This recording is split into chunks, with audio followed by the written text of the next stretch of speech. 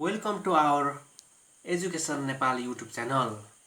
यस education Nepal YouTube च्यानलमा आज हामी BSc CSIT को थर्ड सेमेस्टरको न्यूमेरिकल मेथड सब्जेक्टको first chapter solution of non linear equation को next method Newton Raphson method को बारेमा डिस्कस गर्न गइरहेका छौं। हेर्नुस् है साथीहरु, यहाँ एउटा ग्राफ खिचेको छ, यो y एक्सिस x एक्सिस अनि ग्राफमा चाहिँ एउटा कर्व खिचेको छ, कर्व y = fx अनि यो कर्व y = fx = 0 को एउटा चाहिँ एप्रोक्सिमेट फर्स्ट रुट भनेको हामीलाई x1 मान्छौं, जुन पोइन्ट चाहिँ x एक्सिसमा छ र यो x1 बाट यो fx मा चाहिँ एउटा परपेन्डिकुलर लाइन खिचिन्छ र यो परपेन्डिकुलर लाइन खिचिएको छ, यो हजुरहरुले देख्न सक्नुहुन्छ। अनि यो परपेन्डिकुलर लाइन र यो ग्राफको इन्टरसेक्ट पोइन्टबाट चाहिँ फेरि हामीले x एक्सिसमा नेक्स्ट परपेन्डिकुलर लाइन खिच्छौं, त्यो लाइन चाहिँ x2 हुन्छ र नेक्स्ट एप्रोक्सिमेट रुट भनेको x2 हुन्छ, जुनले चाहिँ x1 ले भन्दा यो y = fx = 0 लाई नियरली सेटिस्फाई गर्छ। अब हामी यो फिगरबाट चाहिँ here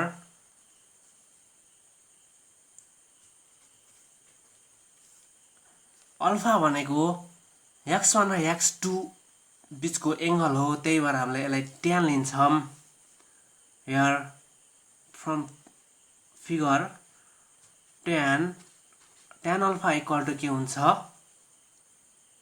p/b perpendicular by base. Perpendicular भनेको चाहिँ हामीलाई यसबाट परपेन्डिकुलर खिचेको भएर चाहिँ यो पोइन्ट चाहिँ यहाँ सेटिस्फाई गराउँछौं। f x1 अनि बेस भनेको हाम्रो यो हो, यो चाहिँ बेस भनेको, बेसलाई चाहिँ हामीले यसको डिफरेन्स लिन्छौं, यसको डिफरेन्स भनेको चाहिँ बाइ x1 - x2। यो भनेको यसलाई यसको डिफरेन्सले डिवाइड गरेको भएर यसलाई चाहिँ f' x1 लेखिन्छ, where f' x1 भनेको f' x1 is the slope of f x1। अब हामी यसलाई सल्भ गर्छौं। f' x1 = f x1 by x1 minus x2 और अब हामी साथीहरु यो क्रस मल्टिप्लिकेसन गरेर यसलाई अगाडि ल्याउँछौं। x1 minus x2 = f x1 upon f' x1। अब हामी x2 को भ्यालु निकाल्छौं और x2 = x2 लाई यता लैदिने हो भने चाहिँ यो यता आउँछ, x1 minus f x1 upon f' x1। यो हाम्रो फर्मुलाको बेसिक फर्मेट हो र इन जेनरलमा लेख्दाखेरि चाहिँ in general xn plus 1 = xn minus f xn upon f' xn, which is the required formula, which is the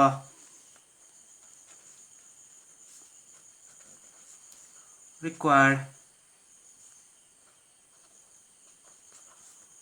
formula of Newton's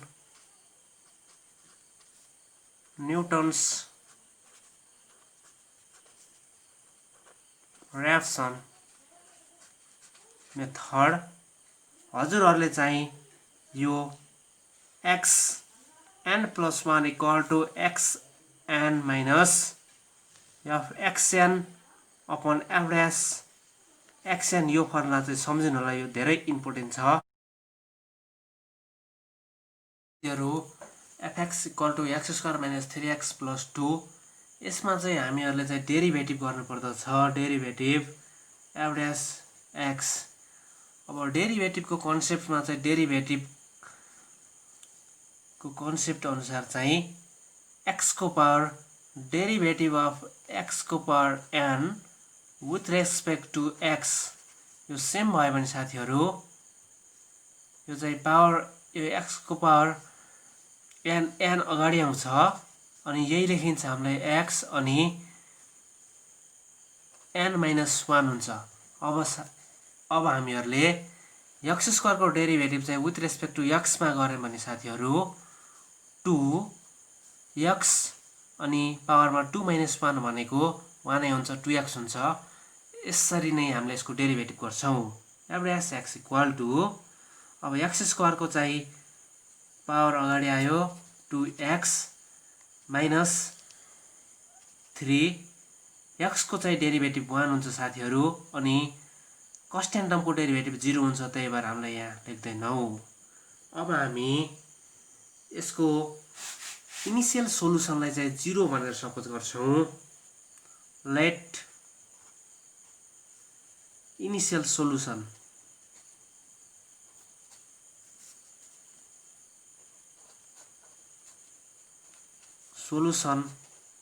be 0। अब हामी एउटा table बनाउँछौँ साथीहरू। यहाँ चाहिँ x0 x1 अनि यसको र यसको डिफरेन्स निकाल्छौँ साथीहरू। डिफरेन्सलाई मोडमा लेख्छौँ x0 माइनस x1। अब हामीले इनिसियल सोलुसन 0 मानेका छौँ। यो भनेको x0 को भ्यालु हो, त्यही भएर हामीले सुरुमा यहाँ 0 लेख्छौँ। अनि x0 बराबर 0 मानेपछि हामीले x1 कसरी निकाल्छौँ त भन्दाखेरि यो फर्मुलाबाट निकाल्छौँ साथीहरू। x1 कसरी निकाल्छौँ त भन्दाखेरि यहाँ चाहिँ x1 इक्वल टु चाहिँ x0 minus F x0 upon F dash x0। x0 को ठाउँमा 0 आयो साथीहरू।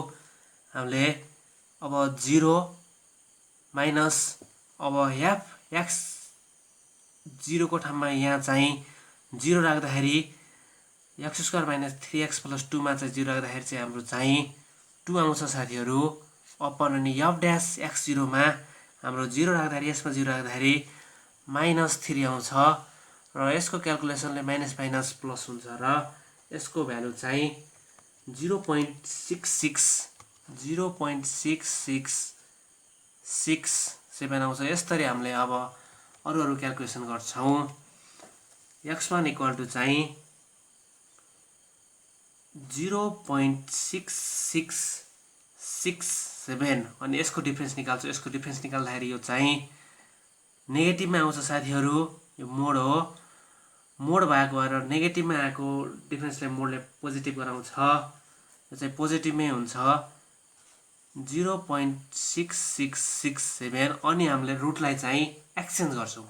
अब यो x1 को भ्यालु चाहिँ यहाँ x0 मा लगाएर राख्छौँ, किनभने जति हामीले एक्सचेन्ज गर्छौँ त्यति नै पछाडिको रुटले चाहिँ त्यो इक्वेसनलाई त्यति नै नियरली सेटिस्फाई गरिरहेको हुन्छ। त्यही भएर यो चेन्ज हुन्छ 0.6667। अब फेरि हामी अघि जस्तै गरी यसरी भ्यालु निकाल्छौँ। यसरी भ्यालु निकाल्दा चाहिँ हाम्रो x1 को भ्यालु आउँछ 0.9333 अनि यो माइनस यो गर्छौँ। यो माइनस यो गर्दाखेरि हाम्रो चाहिँ भ्यालु आउँछ साथीहरू 0.2666। त्यसपछि फेरि यसलाई हामीले यहाँ एक्सचेन्ज गर्छौँ। यो यहाँ लेख्दाखेरि चाहिँ 0.9333 अनि फेरि x1 को भ्यालु क्याल्कुलेट गर्नुपर्दछ। यही फर्मुला प्रयोग गरेर x1 को भ्यालु क्याल्कुलेट गर्दाखेरि चाहिँ 0.9953 9 आउँछ साथीहरू। अनि यो माइनस यो गर्दाखेरि हाम्रो चाहिँ डिफरेन्स भनेको मोड भाग गरेर पोजिटिभमा आउँछ 0.0625। त्यसपछि हामी फेरि यो यहाँ आउँछ 0.9959 अनि फेरि हामीलाई यसको यो फर्मुला लगाएर यसको भ्यालु क्याल्कुलेट गर्दा चाहिँ हाम्रो भ्यालु आउँछ 0.9999 र यसको डिफरेन्स गर्दाखेरि हाम्रो चाहिँ 0.0040 आउँछ साथीहरू। अनि यो फेरि यहाँ एक्सचेन्ज गर्ने 0.9999 यहाँ राखेर फेरि x1 को भ्यालु निकाल्दाखेरि साथीहरू 0.9999 आउँछ र हाम्रो डिफरेन्स चाहिँ 0.0000 आउँछ।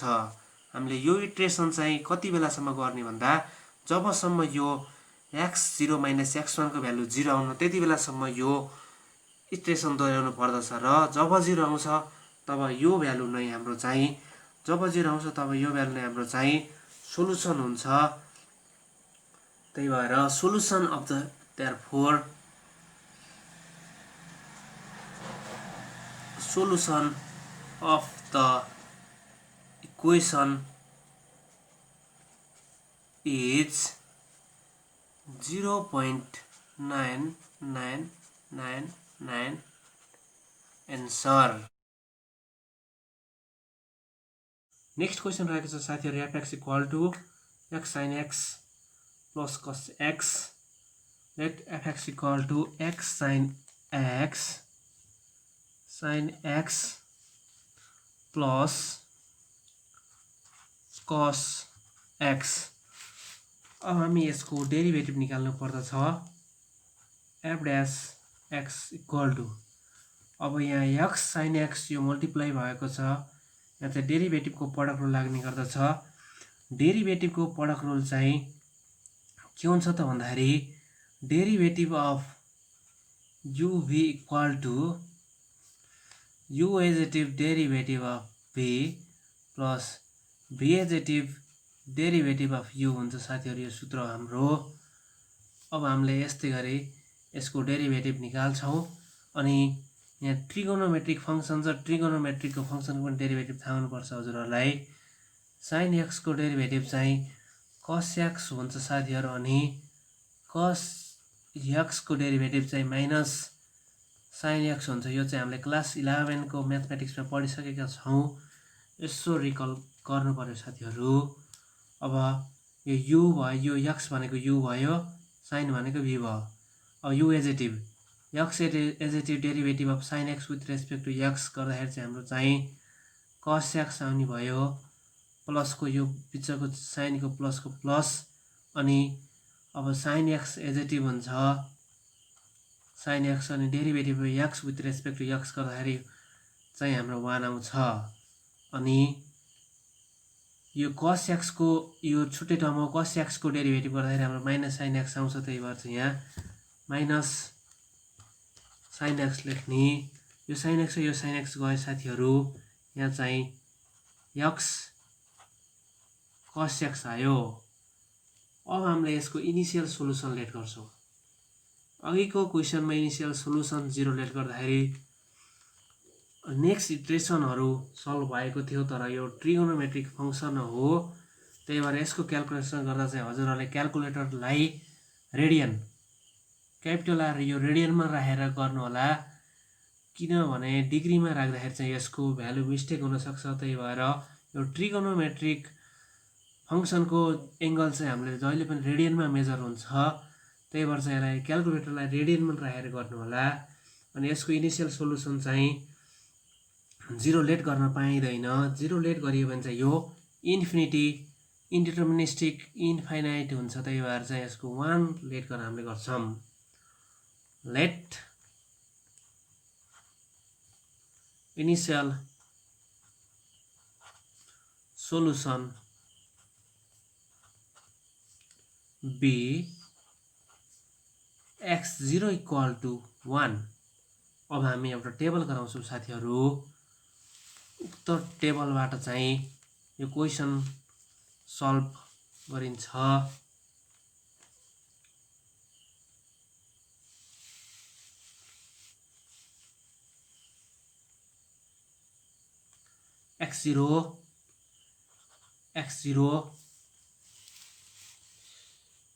x0 अनि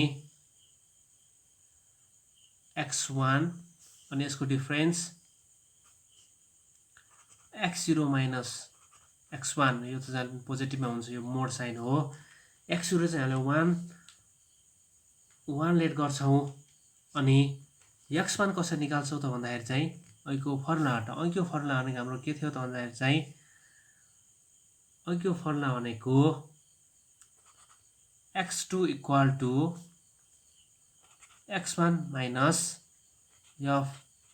x1 upon f dash x1। यो फर्मुलाहरू हजुरहरूले याद गर्नु होला। अब चाहिँ यसमा चाहिँ x1 को ठाउँमा चाहिँ हामीले 1 राख्ने, माइनस अनि x1 को ठाउँमा चाहिँ हामीले चाहिँ 1 राखेर हामीले यो यसमा पुट गर्यौं भने चाहिँ साथीहरू यहाँ चाहिँ यहाँ 1 माइनस x भनेको चाहिँ हाम्रो 1 into sign 1 plus cos 1 by हाम्रो यसको डेरिभेटिभमा पुट गर्नु पर्दछ 1 इन्टु कस 1 र यसको सोल्युसन गर्दा चाहिँ हामीलाई चाहिँ माइनस 1.5574 आउँछ साथीहरू। यो चाहिँ हामीले यहाँ पुट गर्छौँ माइनस 1.5574। अब यसको मोड निकाल्दाखेरि चाहिँ यो एडिसन हुन्छ 2.5574। अब हामीले यो यहाँ रिप्लेस गर्छौँ माइनस 1.5574 यहाँ अघि जस्तै यहाँ फर्मुलामा राखेर हामीले क्याल्कुलेट गर्छौँ। त्यो क्याल्कुलेट गर्दा चाहिँ हाम्रो 73.7275 आउँछ। अनि हामीले मोड निकाल्दा चाहिँ हाम्रो मोडमा चाहिँ 75.284 आउँछ। अनि थर्ड इटरेसन भनेको चाहिँ हाम्रो चाहिँ यो यहाँ आउँछ 73.7275। अनि यो फर्मुलाबाट फेरि क्याल्कुलेसन गर्दाखेरि हाम्रो चाहिँ 63.7399 आउँछ साथीहरू। अनि यो डिफरेन्स निकाल्दा चाहिँ हाम्रो चाहिँ 9.9875 आउँछ साथीहरू। अनि फेरि यसलाई यहाँ लेखिन्छ 63.7399। अनि यो क्याल्कुलेसन गर्दा चाहिँ साथीहरू हाम्रो 62.4430 आउँछ साथीहरू। यो नियरली सेम हुनुला। अब हाम्रो एन्सर मिल्न आछ साथीहरू। यसको डिफरेन्स चाहिँ हाम्रो चाहिँ 1.2969 आउँछ साथीहरू। अनि फेरि यो भ्यालुले यो एक्सलाई रिप्लेस गरिन्छ 62.4430। अनि फेरि यो फर्मुला लगाएर क्याल्कुलेसन गर्दाखेरि हाम्रो चाहिँ 62.8167 आयो साथीहरू। यो नियरली सेम हुँदै गइरहेको छ। अब हाम्रो रुट मिलेको छ र यसको डिफरेन्स भनेको 0.3737। अब हाम्रो रुट चाहिँ नियरली मिलिरहेको छ। हामीले अझ एकचोटि रिप्लेस गर्छौँ यो भ्यालु फेरि यहाँ रिप्लेस गर्छौँ 62.8167 अनि x1 क्याल्कुलेट गर्दाखेरि चाहिँ हाम्रो चाहिँ 62.8167 र यसको डिफरेन्स चाहिँ 0.0000 हाम्रो यो डिफरेन्स 0 आएको छ त्यही भएर चाहिँ हाम्रो यो इक्वेसनले यो रुट चाहिँ सेटिस्फाई गरेको छ र हाम्रो रुट चाहिँ यो भएको छ देयरफोर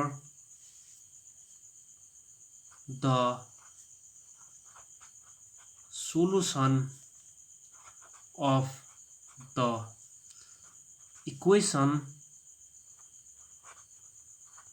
is 62.8167 एन्सर हाम्रो यो क्वेसनको एन्सर यति आएको छ र हजुरहरूले ख्याल गर्नुपर्ने कुरा भनेको ट्रिगोनोमेट्रिक फंक्सनको क्याल्कुलेसन गर्दाखेरि आफ्नो क्याल्कुलेटरलाई चाहिँ जहिले पनि रेडियनमा राख्नु होला चाहे बाइसेक्सन मेथड गर्दा चाहे न्युटन ऱ्याप्सन मेथड गर्दा चाहे सेकेन्ड मेथड गर्दा अनि हजुरहरूले हामीले पढाएको राम्रो लागेमा चाहिँ हाम्रो च्यानललाई लाइक कमेन्ट र सब्स्क्राइब गर्नु होला र यो भिडियो मन परेमा शेयर गरी सम्पूर्ण देशभरि रहनुभएका विद्यार्थीहरूमा पुर्याइदिनु होला भिडियो हेरिदिनु भएकोमा हजुरहरूलाई हस्त धन्यवाद।